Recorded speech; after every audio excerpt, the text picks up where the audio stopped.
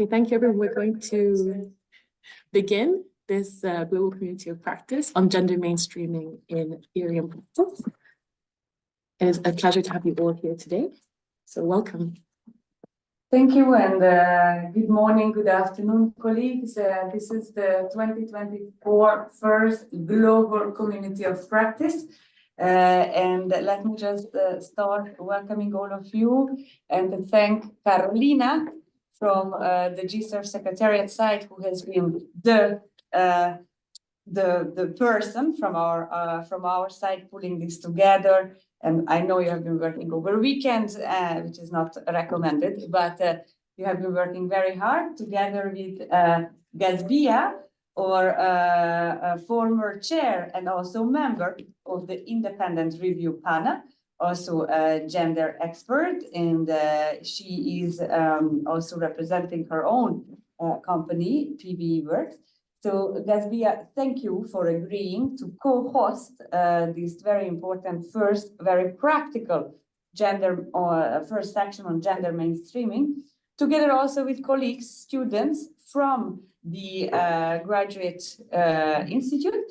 So huge thanks to the students as well. So without further delay, let me hand over to Richard, or head or chair of the independent review panel, for further remarks. Thank you. Thank you. Thank you, Leila. Good morning, everyone. First, I'd like to welcome all the participants here. Many of you showed up. We have a good number, which is excellent. We hope to have 3 more communities of practice this year, which we hope you'll also join. I'd also, of course, especially like to thank Gazbia and Carolina for taking the time to develop and make the presentation today. And I hope you will all find it useful for your work. Just one quick word as a practitioner myself. I'm sure you all know this, but it's probably worth repeating that when we talk about gender mainstreaming, it's not just about ticking boxes or ticking the box. It's absolutely critical to any successful outcome of PVE programming. And I think those of you who have worked in different countries, different contexts, will be particularly aware of this, as we can see that the issue of gender is not a cut and paste from one PVE context to another. It can vary dramatically between one programming area and another. So with that, I hand the floor over to Gazbia and Carolina. Thank you all again. Thank you, Leila. Thank you, Richard. Thank you, Gazbia, as well. So welcome to the session on gender mainstreaming. Just to give you a quick overview of how the session will run, we'll begin with an overview of gender and gender mainstreaming. Then we'll think about it on the international stage before moving into gender mainstreaming as it works in theory and in practice. And then we'll have an interactive moment where we have breakout rooms and actually try and employ some of these techniques and tools in the session. And then we'll finish with a plenary, and we'd love to hear from you because, as we said, this is a global community of practice. So thinking about how gender mainstreaming is operating in your contexts will be really important for us to be able to move and push the boat forward on this important topic. Thank you again for being here.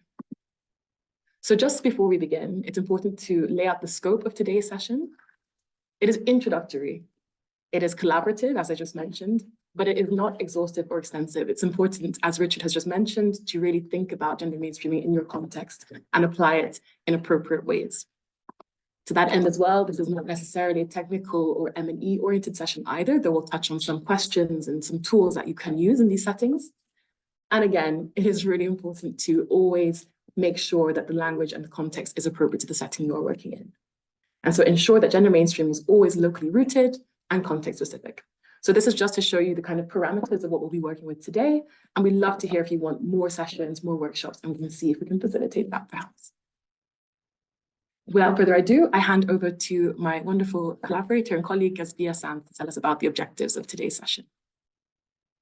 Thank you, Carolina, Richard, and Lila. And good morning, good afternoon, and good evening to everyone connected. A warm thank you to the whole GSERF team for this invitation to present to the global community of practice my perspectives on gender mainstreaming. Our objectives for today are to provide a basic understanding for gender and gender mainstreaming, explain why gender mainstreaming is important for effective PVE, communicate how promoting gender equality and equity is linked to PVE, discuss the challenges to women, peace, and security agenda and how it relates to PVE, and finally, identify solutions to integrate gender into PVE policies, programs, and interventions. Next slide, please. Next slide as well. So let me now provide a basic 101 on gender mainstreaming to facilitate our discussion. I will be giving 6 definitions.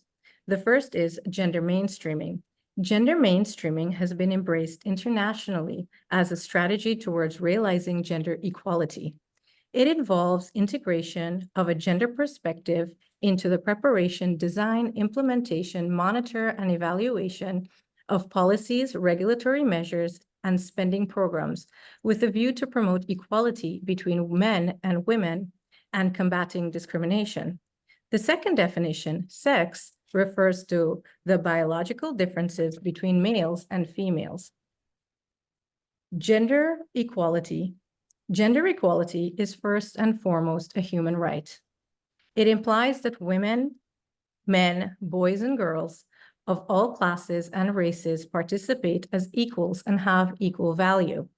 They enjoy equal access to resources, freedoms, and opportunities to exercise control. Gender equality means that the rights, responsibilities, and opportunities of individuals will not depend on whether they are male or female, handicapped or able-bodied, young or elderly, white or Black, from rural or urban settings. Women are entitled to live in dignity, safety, and security. The difference between gender equality and gender equity is important. So now I'll explain gender equity. Gender equity is the process of being fair to women and men according to their prospective needs. To ensure fairness, strategy and measures are needed to compensate for women's historical and social disadvantages that prevent women and men from otherwise operating on a level playing field. Now, gender equity leads to gender equality. So that's a distinction that we really need to keep in mind throughout this conversation. Gender sensitivity, on the other hand, means that there's an awareness of the different roles and responsibilities and equalities. This is necessary to start addressing the barriers to gender equality that hinder women's economic empowerment. And finally, gender blind is a failure to recognize that the roles and responsibilities of women, girls, men, and boys are ascribed to or imposed upon them in specific social, cultural, economic, and political contexts. Gender blind projects, programs, policies, and attitudes do not take into account these different roles and diverse needs. Therefore, maintaining status quo will not help transform the unequal structures of gender relations. Carolina will further elaborate on additional gender concepts. Thank you so much, Gasbia. So for this Essential 101, which will now really help us move forward, I think. So I will keep moving into these concepts, which will hopefully help us think about gender mainstreaming as we move forward. So as Gasbia has already noted, whereas sex refers to different biological and physiological characteristics of people, gender is socially constructed. So gender refers to the social attributes. So these are norms, roles, and behaviors associated with being male, female, intersex, or other gender diverse personalities at a given place and time. It's really important to remember, because these are norms, behaviors, and roles, and that they're socially constructed. This means that they are taught and learned through socialization processes, they are contextually defined, and they can change through time as well, and in different contexts. And so it is important to think that gender norms can lead to gender-based stereotyping and discrimination. For example, in some contexts, let's say that norms mandate that girls and women are supposed to be well-behaved and peaceful, and men and boys are mandated and expected to use violence and aggression to prove their manliness. These are examples of gender norms and stereotyping, which can cause violence and aggression. And so more generally as well, because gender determines what behaviors and roles are expected and also valued in different groups and in different people, this also means that gender becomes a useful way of examining the relationships between those different peoples and groups as well. So from that perspective, gender helps us think about power and power between different people and different groups. As you can see here on the slide, I've written a few ways in which power operates. And as we can think about power as a person's ability to exert influence or control. And it's important to also think that power is not fixed or something that we have all the time. It's not something that we are biologically born with. But again, it is something that shifts and changes depending on situations and our relationships. So as we can see that different people and different gendered people also interact and have different relationships with power. So another way of thinking about the relationship between gender and power is to take note of how individuals and groups seen as diverging from gender norms are faced with stigma, discriminatory practices, and social exclusion, for example, and they might be afforded less access to some of these things, different assets, less participation or ability to participate in different spaces, and so on and so forth. So the thing to take away from this, essentially, is that gender shapes the distributions of power at all levels of society, and that we must be consistently mindful to unpack what that means in different specific contexts and locations. Having looked a little bit about gender and also about power, we must think about gender identity. So gender is not the same as gender identity. Whereas gender, as we've just described, looks at relationships and power, gender identity is really a useful tool to think about. It's very individualistic and really refers to each person's deeply felt internal and very individual experiences of gender, the body, and other gendered expressions as well. People's self-determined gender identity and expression may or may not correspond with the sex they are assigned at birth, and as well as the social and cultural expectations, as we've already described, that are associated with that sex in different contexts as well. It's also really important when thinking about gender identity to remember that different cultures and in different countries, genders are other than male and female are recognized both in law and in cultural traditions. And here are some examples on the left. Now we think about intersectionalities. Having thought about gender, having thought about power, and also the nuance of gender identity as well, intersectionality is a concept and a tool that can really help us bring together these different thoughts productively. So what is intersectionality? Intersectionality is an analytical tool for understanding and responding to the ways in which gender intersects with other social characteristics.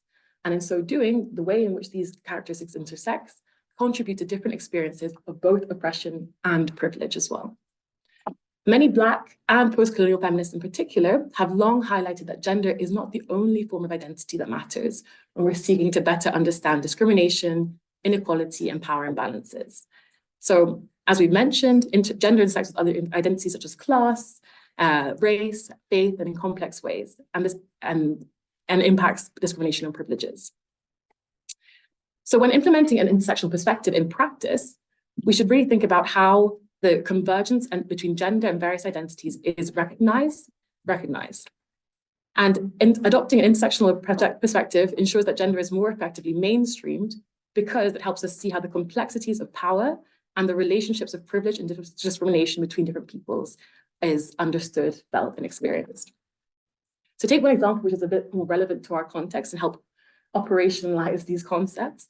It has been seen that when we compare responses towards right-wing extremism and Islamist extremism, for example, in some settings, the latter is much more likely to result in a security-led intervention as compared to the former. So this means that programming will clearly affect people of diverse faiths differently as well. So we can think about how intersectionality, which takes a note of faith, as well as gender, can also contribute to the different experiences for those different people. So our next concept is masculinities. So with all these concepts in mind as well, it is really important to remember, especially in PVE work, that an awareness of gender cannot and should not be equated to a focus on women alone. as can sometimes happen and as has happened in the past, both in theory and practice. It is in the same breath, what helps us realize this is to note that men are not a norm. Gender implicates all people, including men, and that means that they are also gendered. And so, as we've already explored, for a man to be gendered, that means that they exhibit or are socialized to exhibit certain behaviors, patterns, and characteristics that are related to gender in their context as well.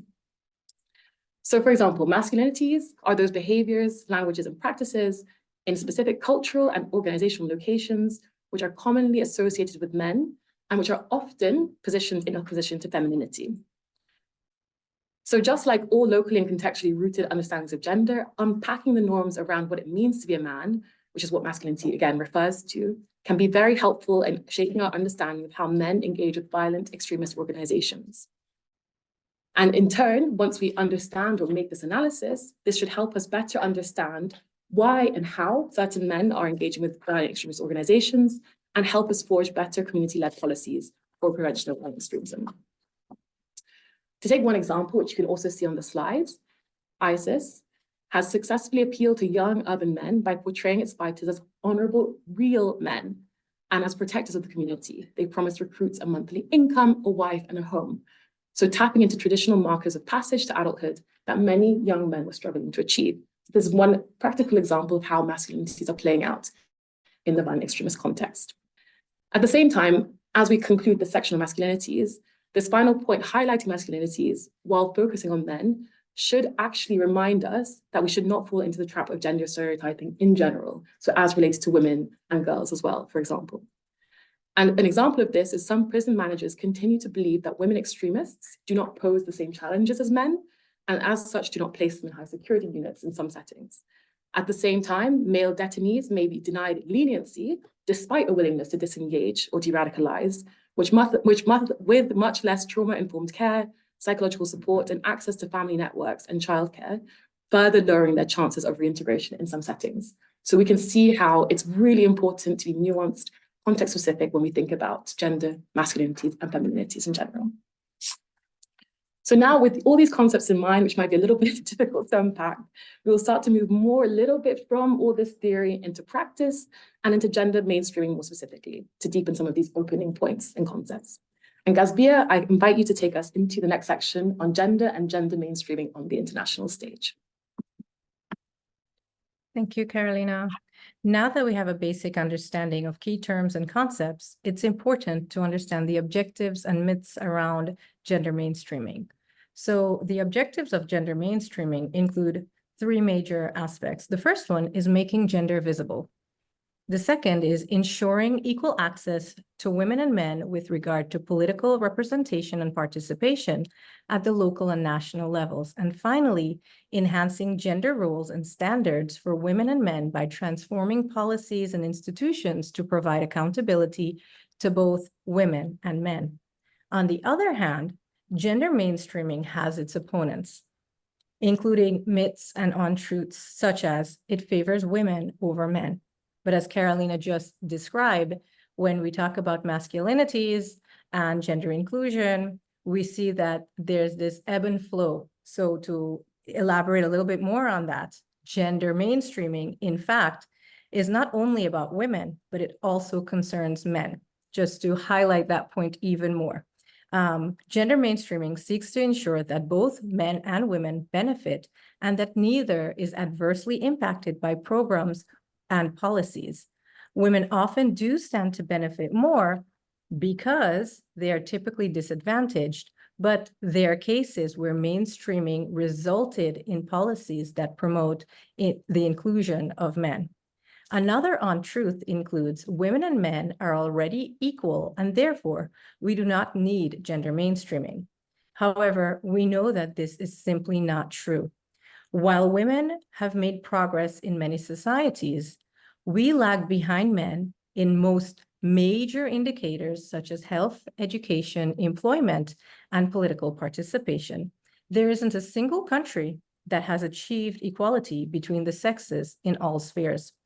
Opponents also say gender mainstreaming is only for policies related to women and women's issues. In fact, all issues or women issues.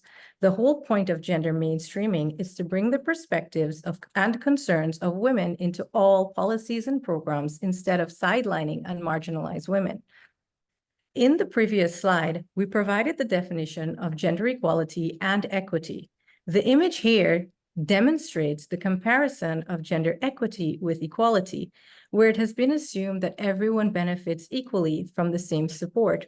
In equality, in the image on equality, we see that if you actually give men and women the equal things, women still stand to be disadvantaged. Now, equity allows women to be on the same footing. And I think it's really important that we take in this image just to get a good sense of how we move forward or how we can move the needle forward for gender equality and gender mainstreaming. Next slide, please. So Carolina has talked a lot or a little bit on inequalities and societal power imbalances, but here I will elaborate in more depth. So what causes gender inequality? And we already know the answer. It's societal power imbalances. Societal power imbalances are social, political, and economic structures that exacerbates inequalities, especially during times of conflict. And in preventing violent extremist context, we also see that it's usually violent conflicts.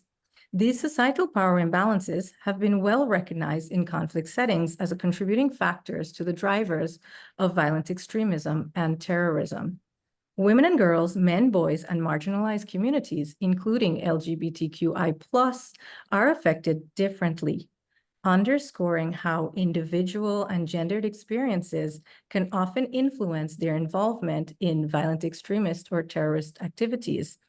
This impact on individuals can fluctuate based on states' responses, interventions, and policies or roles performed by individuals within violent extremist organizations or terrorist groups, indicating violent extremism and terrorism are gendered.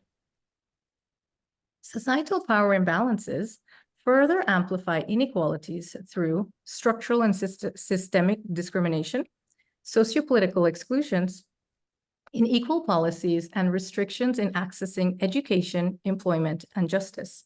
Societal power imbalances stem from harmful social norms and tainted cultural practices, political, legal, and economic factors that typically exclude or ignore women, girls, and marginalized communities. Due to these societal power imbalances, women and girls have fewer resources, less power, and less influence compared to men, and can experience further inequality because of their ethnicity, race, age, religion, or other inherent traits. Male privilege tends to give men greater access to certain social, political, and cultural benefits, such as higher education, higher social status and income levels, positions of authority, and greater control over decision-making.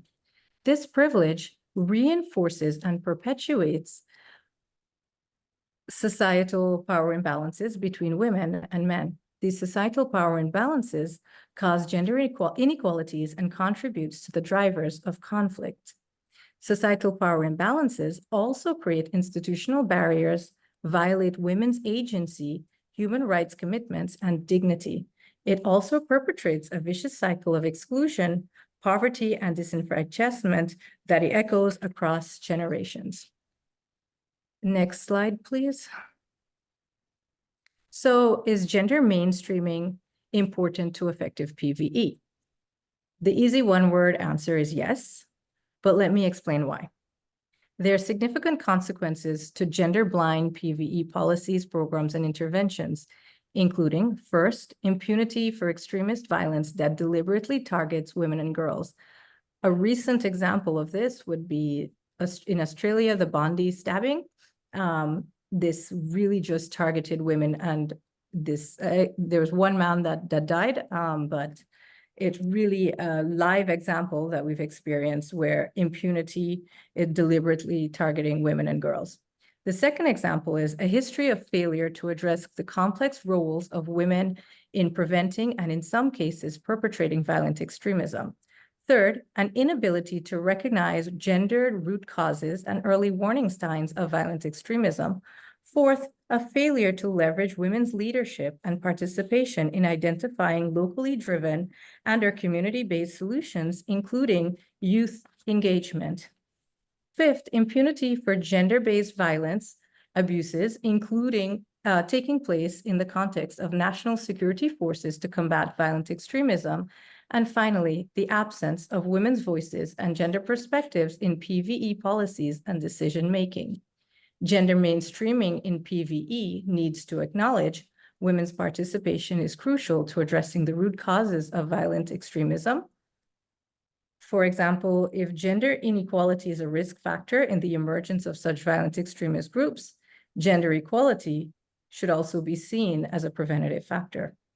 Gender equality is a long-term goal that will look different in each context, but it is needed to address violence in all societies.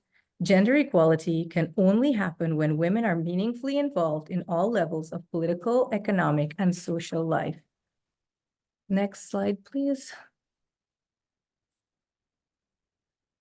Given this backdrop, what has the international community done for women and girls?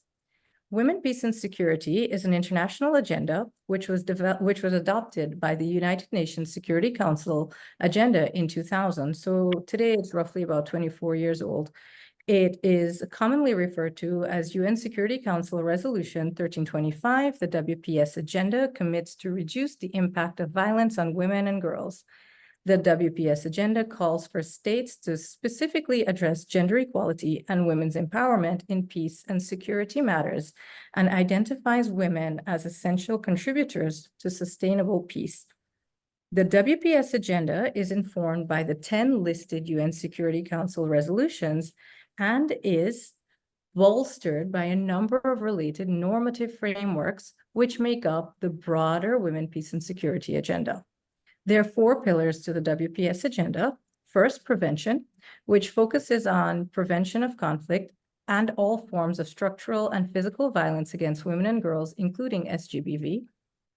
Second, protection. Protection focuses on inclusion of women and girls' interest in decision-making process at the national, local, regional, and international levels related to the prevention, management, and resolution of conflict.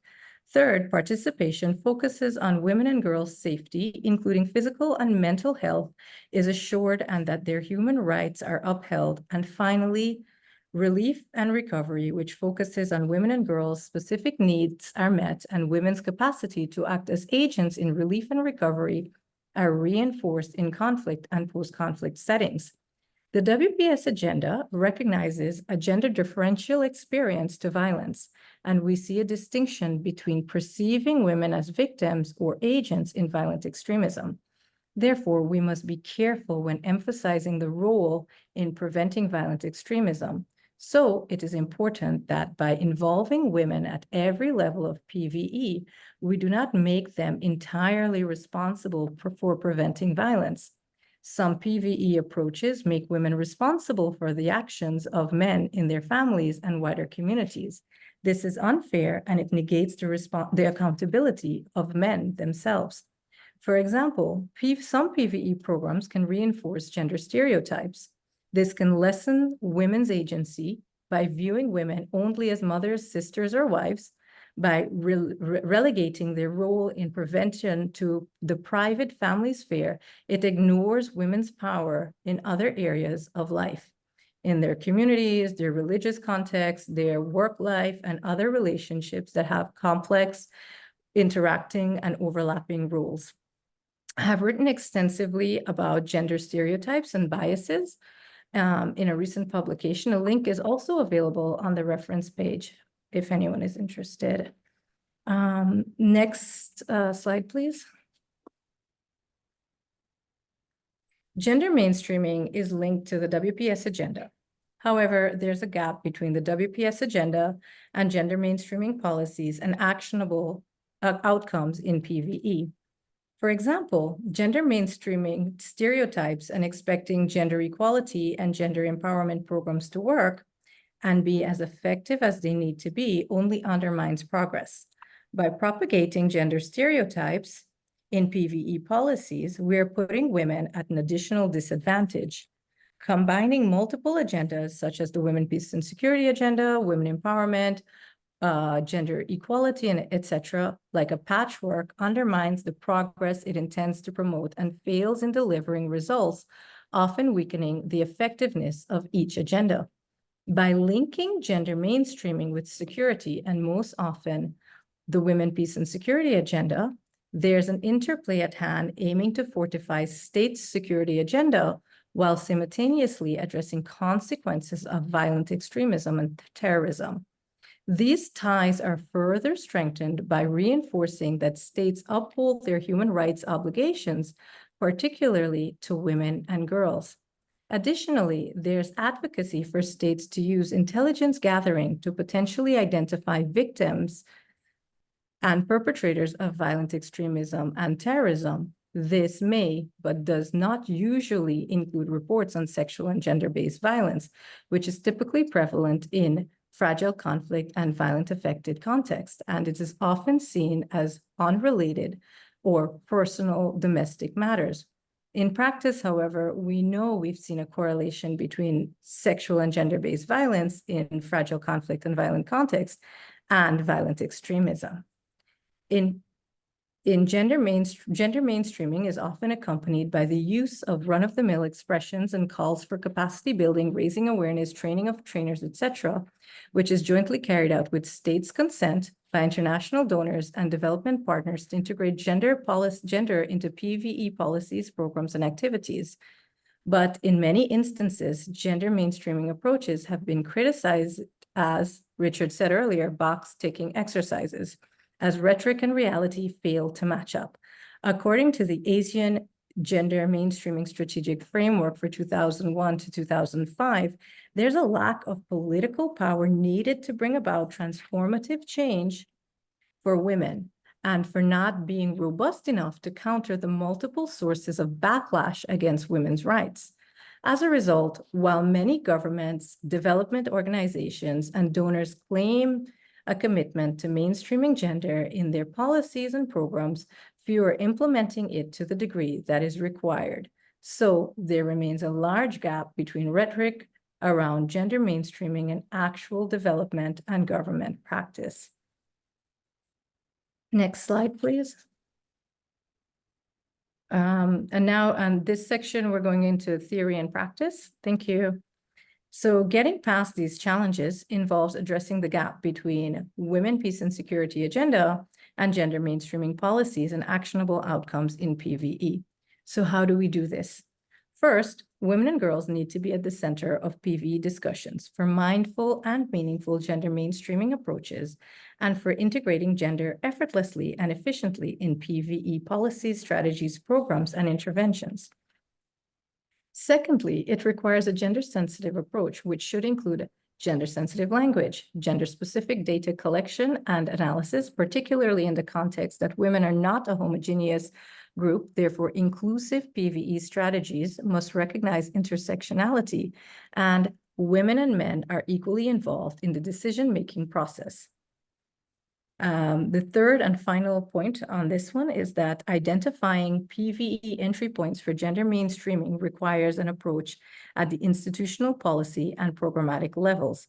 At the programmatic level, considerations should remain along the program cycle to include an in-depth gendered analysis, taking into account the local context and using a feedback loop mechanism for real-time data to operationalize and integrate gender considerations while factoring in community ownership and sustainability of programmatic outcomes. Incorporate a gendered analysis into the project design, tailoring program objectives with the needs of women and girls, men, boys, and marginalized communities as identified by communities. This should include a gendered risk assessment and associated mitigation measures to counteract potential bottlenecks in program implementation and in times of crisis. Establish intentional gender verification milestones at implementation stage to account for gender integration and accurately identify a gender framework for the monitor and evaluation criteria that considers both positive and negative gender dynamics to build on and improve future work.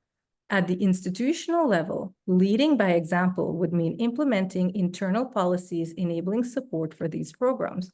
For example, basic policies should routinely advocate for gender-sensitive employment retention by considering committing honestly to gender equality and equity, establishing HR policies to achieving gender parity at all levels of employment, fostering an enabling environment that supports equal pay for equal work, enhancing the integration of a gender perspective with the aim to remove gender restrictions or barriers and to improve internal working conditions systematically, and empowering working parents by establishing institutional policies that allow parental time off rather than penalize or stigmatize the decision to have a family.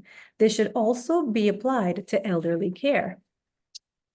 The idea behind these policy examples is to demonstrate that gender mainstreaming should be achieved at the institutional level with engagement and full participation in order to have mindful and meaningful gender mainstreaming at the programmatic level.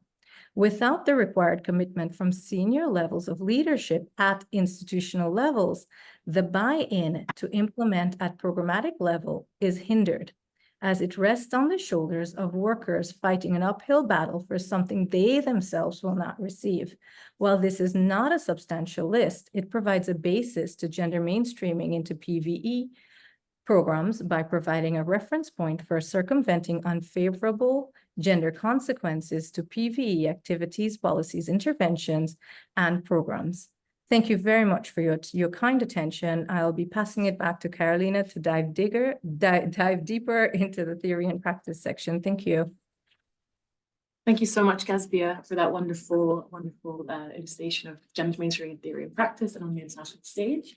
So what I'll do quickly is I'll dive a little bit more into the theory and practice side. And just before we do this, again, I know we're hammering this home today, but it's really important to remember that you should critically approach gender mainstreaming. It has been critiqued through the years, and there are already some articles which our facilitators have shared and many people have looked at, which show that a lot of the times, as Gazbia has also said, there's been a gap between the theory and the implementation. So we have to really remain critical. And also it's important to think that there are lots of knowledge products that we can dive into as relevant to our local contexts when we're thinking about how to gender mainstream. So thinking about this, as there are many different frameworks and tools for assessing and implementing gender mainstreaming, it is really important to ensure that our interventions are, whatever the tool we're using, whatever the method we're using, in practice, truly gender transformative. So transforming those power relationships that we've explored throughout the rest of the presentation so far. So this is a good way to, we hope, a useful way, or one of the tools by which you can begin to think about interventions, policies, programming, and so forth, is through a gender equality continuum, which is how this has been called sometimes. So a gender equality continuum, as we will now explore, has different assessments of what an intervention looks like. So first of all, an intervention can be gender discriminatory. So this is a project, a policy, or a program that reinforces or takes advantage of negative gender norms and it might actively cause harm. And this is important to bear in mind because interventions are not neutral. Then we have gender blind interventions. So these are, I think if we could mute please online, that'd be fantastic. But these are projects or programs or policies that do not take into account gender norms, roles, and inequalities, and they maintain the status quo. So they're not as harmful as gender discriminatory policies are, but they still do not advance gender equality. Then we have gender sensitive interventions. And these mean that gender equality and norms have been considered and there's been an awareness of the issues and they've been raised, even though appropriate actions after this awareness raising might not have been taken. So then we begin with gender responsive interventions.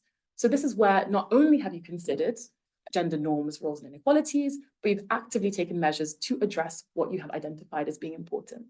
And these programs go beyond just raising sensitivity and awareness, which is important in and of itself to some extent, but they aim to do something definitive and practical about reducing those inequalities. However, the ideal is to have a gender transformative intervention.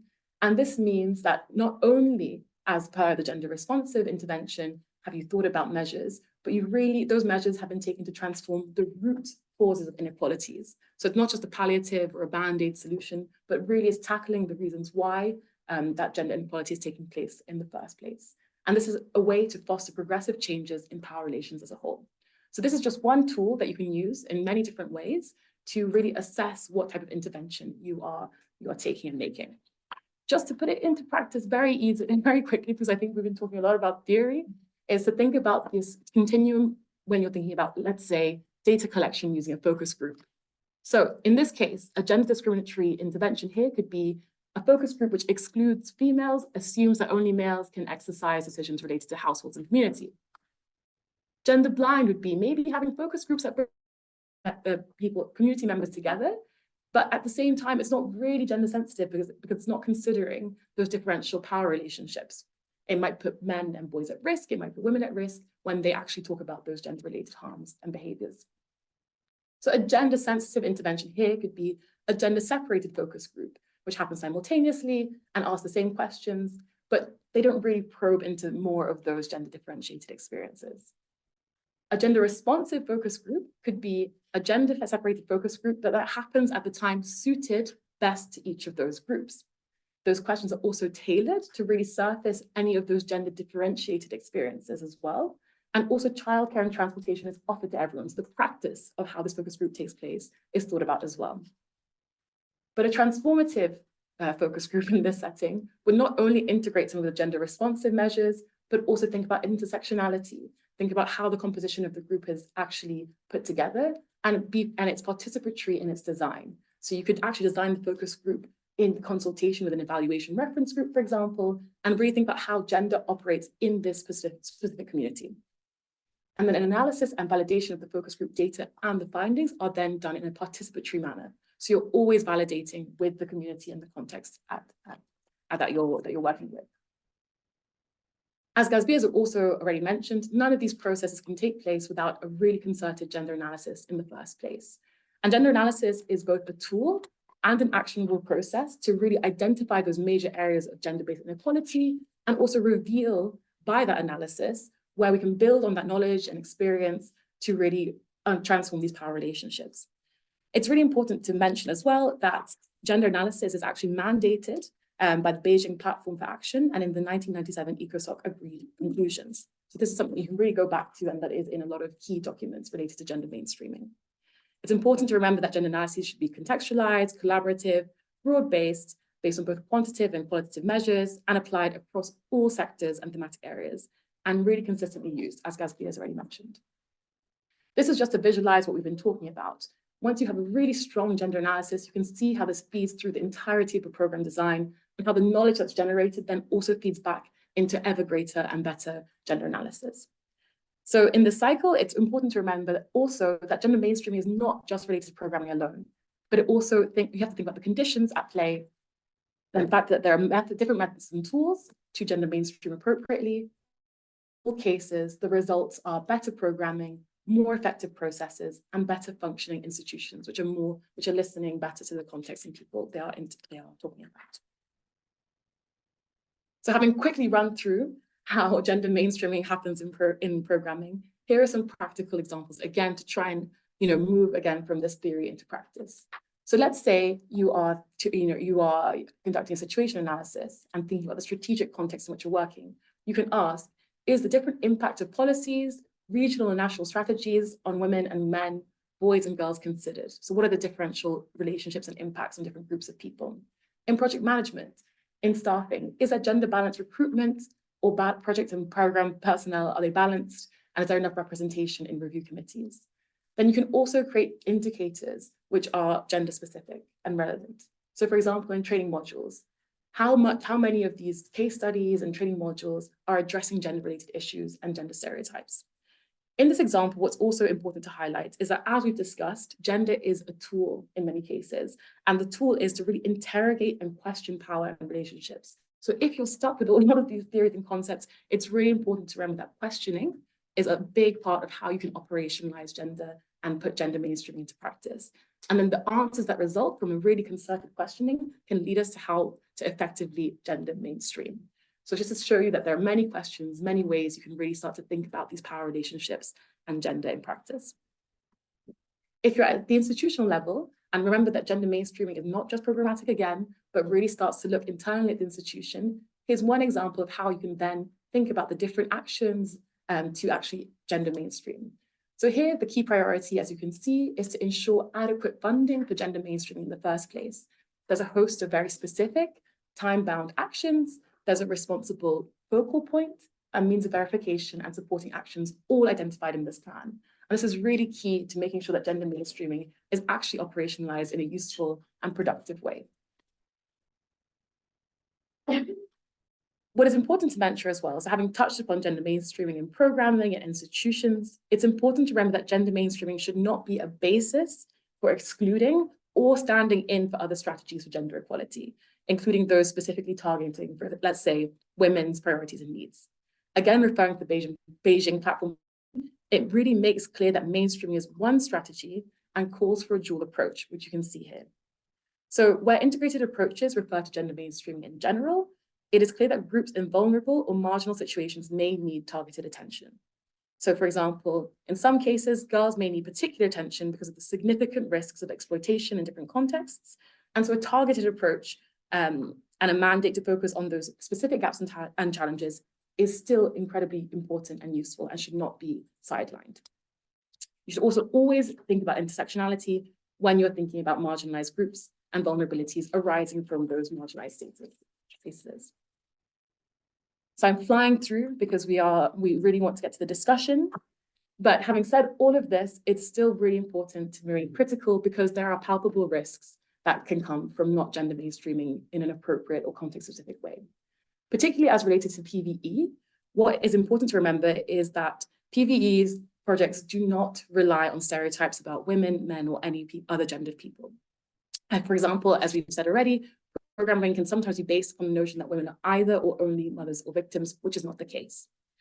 It's also really important to remember and to think about how to make sure that women's rights and gender equality efforts do not become a security instrument in the service of PVE work, and that this work does not become militarized or securitized by its relationship with PVE. So in other words, it's sometimes not appropriate to actually build the association in policy, but also in people's minds in different contexts between women's rights organizations, for example, and PVE programming. So it's not always useful to actually highlight, to make these links. One fundamental way to guard against these risks is to conduct careful risk assessments when it comes to CSO engagement, ensuring that new PVE engagement does not place CSOs and activists at risk, nor disrupt their current gender equality efforts. So this is really important to be mindful of in different contexts. So having said all this and having gone through a little bit of gender mainstreaming in theory, practice, and on the international stage, we really want to open this up to the community. So before we go into our breakout rooms, we'd love to actually ask the community for their questions and their feedback, if there's any, before we take a moment to really put this into practice together. So the floor is open to all of you. Online and offline, we are here to, Gazbia and I are here to answer questions you may have. I don't know if Sumaya, who's kindly been helping behind the scenes with Sai, if you have any summaries from questions online or thoughts. Nothing so far. I just have one comment and question for us to think about. When we talk about localization and contextually appropriate programming, we're often talking about, very community-based assessments, conversations with the stakeholders who are the prime and end recipients of the activities. So just kind of, how do we take that into consideration when we are developing programs? The gender mainstreaming element is critical. We recognize that, and we see some of the different analysis that may be taking place, and also just thinking about within the context of an activity happening at the community level, how do we kind of engage stakeholders in an appropriate way? So it's kind of a comment, kind of a rhetorical question, but just something that I think is important for us to mention, because we aren't just focusing on, policy or influencing people at a government level. We're really concerned about how an intervention will be implemented with a group in a community. And sometimes there is also a disconnect there between international norms, even what is considered to be acceptable or what a government is pushing for, and then what is actually implementable at a community level. Over. Thank you, Kevin. And indeed, that's why this locally rooted, participatory, contextually based analyses are really important cornerstone for any gender mainstreaming process. We have one hand online, if you would like to take that one up. Please, Agnes, would you like to speak? Yeah. I hope you can hear me. I just have one question. Thank you so much for the presentation. There's something you said at the end of your remarks around the dangers of linking women rights organizations to some, I think, securitized approach, or linking their programs with security work. I didn't get that clearly, so I just wanted you to clarify on what that means. Thank you.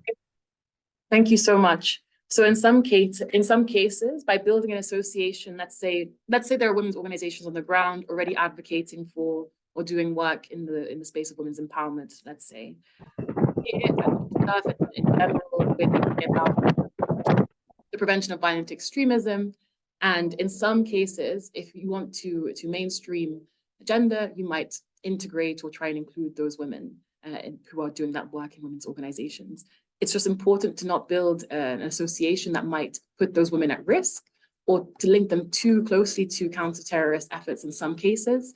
So it's really important to do a concerted risk assessment to make sure that the work they're already doing is not then curtailed, or they're not put at risk because of those linkages. I don't know if Gazbia, you have anything to add on this as well, perhaps? No, nothing to add. Clarifies. Nothing to add on Angus's question, but I did want to follow up on Kevin's question. So, Kevin, this is where I mentioned at the programmatic level, we really need to have a gendered analysis in terms of understanding what the community wants and understand what it means for their context. Once we understand what gender norms are, what their process is, then we can work at a gender sensitive level for said community and get real-time feedback about how to change the process. And we make the process a bit more agile, rather than this one line in a strategy, and then suddenly the M&E has like 50 targets or indicators for M&E for gender. And so the idea is using real-time data to operationalize and integrate into the process as we're moving it along the programmatic cycle. If that helps. If not, we can discuss later, or I can go into further details. Thank you. We have another hand. I think we'll take Caroline Thomas online, then Cholpon in the room. Hi, thank you so much for that. I'm Caroline Thomas. I'm a consultant with the UN Office of Counterterrorism. And just to give some context, we've been working on a project that works on creating a roadmap for gender mainstreaming within the national action plans to prevent and counter violent extremism. So this presentation has been really fascinating and really interesting. Thanks so much. And particularly about gender analysis, it was really interesting to hear, the value of that. And that's certainly something that we found in our work, but that is really a missing piece. And I think one of the challenges that we found is that a lot of national action plans, of course, they've already been developed. Maybe they're even on the second iteration of a national action plan to prevent and counter violent extremism, but without that step of gender analysis ever having been taken. So the national action plan often is entrenching stereotypes, or maybe sort of perpetuating harmful gender norms, as you pointed out. So it'd be great to kind of get some thoughts, if you had any, about how to really encourage and promote the value of that really crucial step of gender analysis, because I think sometimes there can be a perspective that you can implement projects perhaps, or put some gender indicators, gender sensitive indicators within your M&E, without having done that analysis. And, of course, analysis takes a lot of time, it requires budget. So I wondered if you had any thoughts about how to really encourage the value of that initial step of doing the gender analysis, particularly if the National Action Plan has already been formulated. Thank you so much, Caroline. I see Gazbia nodding. So would you like to take it away? Yes, definitely. Thank you so much. So just a little bit of backdrop from what I presented is basically a working paper that I've written, and I'm taking a lot of the concrete examples because I think this is what will help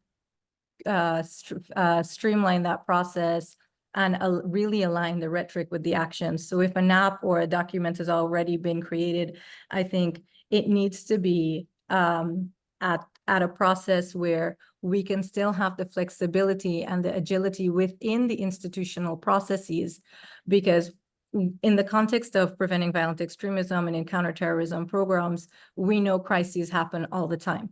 And in that context, we need to have more agile policies to really address these issues as they come up. And it can't just be, oh, well, we missed it, moving the target. The target is constantly moving. What should have been done yesterday or 3 weeks ago is in front of us today, right? So the idea is really to have this real-time data feeding into how we operationalize what's happening, because only then will we really be addressing the current needs and the actual needs of people on the ground that are suffering from these processes or these issues. So if it's already happened, I think this is why there's this whole section where I'm saying that we need to have real commitment at the international level with thought leaders and at the institutional level where they're really committed to gender equality. Otherwise, and gender equity, otherwise it just becomes like a rubber stamp for we're doing this and we're really just ticking the boxes. So one thing to do, they keep saying we need data, but sometimes when we get the data, we're already too late. So in this process, we have the data and we use that real-time data to inform decisions that are happening on the ground. And that's what we need to start shifting away from the current approach, which doesn't address the real-time needs of people endangered. I hope that answers. If not, happy to elaborate more. No, that was great. Thanks so much. Thank you, Caroline. Thank you, Gazbia. Chopin, I think in the room. Sorry, I'm a bit sick. I had a question about, developing programs in different contexts, and I was very interested in knowing more about Central Asia. I come from Kyrgyzstan, and when it comes to gender mainstreaming and developing programs, I often see that there is this misbalance between what is academically taught or the studies about intersectionality, gender mainstreaming, and when we try to implement this sensitivity to programs, it's often pushed back by different policymakers, government makers. And I asked this question from a practitioner who was developing programs in Central Asia, and she said that sometimes you don't need to mention the term gender, and you try to generalize and don't mention men, women. That's the approach. So I was very curious about knowing more about this subject and how, academically speaking, we can approach this, because it's very interesting to me. Yeah, thank you. Thank you. Maybe Gazbia, I'll say 2 words and then pass to you. Should we do it this way? So first of all, I would definitely always defer to the practitioner that you spoke to and her experiences. I think that the most useful way to think about gender is as that questioning tool. So that doesn't necessarily mean, right, that you have to mention it, as you said, in all documents, but it's a commitment to always assessing power relationships between different people. And sometimes it's not yet appropriate, right, to speak about these terms and implement or use that language in different settings, because that can actually be at the detriment, potentially, as you're saying, to actually, make more targeted approaches, which are more appropriate for the setting. So I think that's why this localized, this contextualized approach is really important. And that goes to the point of language, right? What language is inappropriate or appropriate in that setting. So I think for us, we can take away this continuous questioning as and questioning of power relationships and structures, but also that is with an awareness to really root that in what the local context is telling us. Also because I think that, as to the point of, linking sometimes PVE and women's groups, there are risks actually from trying to push where there's not the space just yet. And I think, as you said, deferring to the practitioners on the ground is the best way. I hope that answers a little bit what you were saying. I don't know if Gaspia, you had anything to add? No, I was going to take a different approach. I Okay. think you have a good approach. It's not a contradictory approach. It's just a different one. I would say, again, based on the context and the sensitivities of the context, it's important to frame things in a way that is acceptable to the local context. And I've been in that context where at the institutional level, I was getting pushback on creating a gender roadmap for addressing sexual and gender-based violence in the context of extremism. And it was basically, you really had to fight the institution to make the point. And I understand where you're coming from because I've been there. And sometimes the better fight to take is not about the words, but actually the actions where you get to address the issue. So you find champions within the team that you have, or within your institution or the government that you're working with or alongside, that can champion this in a context that they are comfortable to have ownership. So in the context I'm talking about, I was working in Northern Cameroon in Boko Haram affected communities where gender-based violence was a real issue, but it wasn't being addressed by the PVE program I was managing. So what I did was I asked the institution head that I was working with, asking, may I please work on this? And basically the answer was, no, you're basically on PVE, stick to your lane, that's your work. I'm like, no, here's where it intersects, and this is where we need to really work on it. And then it became a question of financing. So when I was able to get the finances, I was able to actually push forward a whole roadmap for addressing gender-based violence in the fragile conflict violent PVE context of Northern Cameroon. But the issue really was more framing it in a context that it is related, this is why it's related, and really just going into the bare details of why this is necessary. Because on the other side, the resistance might be lack of knowledge or disinterest in acknowledging the issue. So really, it's really just getting the right audience and the right community to help move the agenda along, even if it means staying away from using certain phrases, but still addressing the issue in a context that is culturally sensitive for the person who may be kind of against it, because that might be the person that is the decision maker, but also you want to make sure that that person isn't offended by the context either, or by what you're trying to achieve. So really just going into the bare issues and explaining what is at stake. If that helps, let me know. Thank you, it's very helpful. Carolina, we have one more hand and a question in the chat. Great, shall we go with the hand? I think that's by Yakubu, and then we'll take the question in the chat from Hejduk. Yes. Yeah, please speak, if you are able to. You are on mute. Yeah, okay. Hello, can you hear me? Yes, perfectly now. Thank Hello, you. can you hear me? Yes, perfectly. Let me just say good afternoon from Nigeria. Good afternoon. Yakubu. Yeah, I actually want to commend you for organizing this wonderful session, because truly the speakers are actually done justice to all the gender component discussed. But I actually want to suggest that in future programming, the issue of our context should put into consideration, because here in Nigeria, you discover that cultural practice are the major impediment of gender equality, and sometimes religion play a key role in relegating women to background. So I think in analyzing gender issue of context should please put into consideration. And I also want to thank GSAF once again for being one of the person that implement your project on the plateau in 2018. So actually, you are impacting the life of so many people across the globe. Thank you so much. Thank you so much for your intervention, and it's well noted again. It's good to hear that from your context, you also agree that we need to have locally so much. led interventions. So it's really good to hear that feedback. Thank you. Thank you. Thank you, welcome. Thank you.